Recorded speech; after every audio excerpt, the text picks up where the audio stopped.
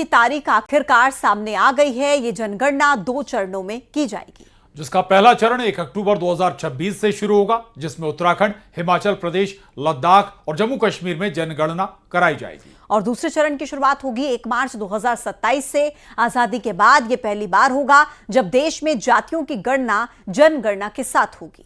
हालांकि कांग्रेस ने जनगणना के समय पर ही सवाल उठा दिए हैं। तय हुई जनगणना की तारीखें। भारत में जनगणना यानी पॉपुलेशन सेंसस 2027 का शेड्यूल तय हो गया है।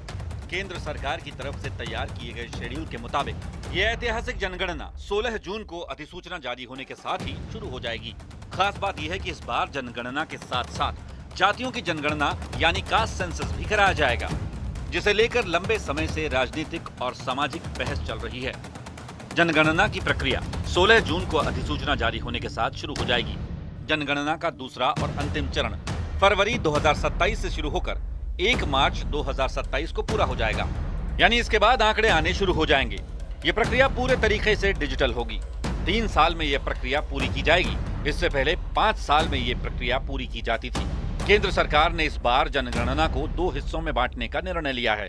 पहले चरण में सीधे सीधे लोगों की गिनती की जाएगी। इसमें आयु, लिंग, शिक्षा, रोजगार, आवास आदि का डेटा इकट्ठा किया जाएगा। दूसरे चरण में जातियों की गणना की जाएगी।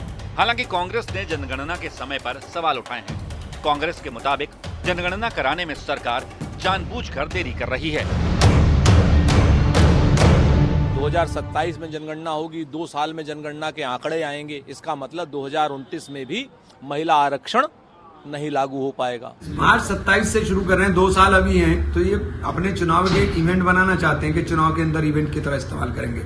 जिस मकसद के लिए जनगणना होनी है उस मकसद को हासिल होना चाहिए। जनगणना जल्दी से जल्द हो और उसका प्रारूप क्या होगा ये तय हो जाए। सरकार ने तय किया है कि बर्फीले पहाड़ी इलाकों में पहले जनगणना का काम शुरू होगा। उत्तराखंड, लद्दाख और जम्मू कश्मीर जैसे केंद्र शासित प्रदेशों के बर्फीले क्षेत्रों में जहां मार्च में पहुंचना मुश्किल होता है, वहां जनगणना 1 अक्टूबर 2026 से शुरू हो जाएगी। कोरोना की वजह से 2021 की जनगणना टल गई थी। अब 2027 की जनगणना न सिर्फ डेटा गैप को भरेगी, बल्कि सरकार की योजनाओं के लिए नई बुनियाद रखेगी।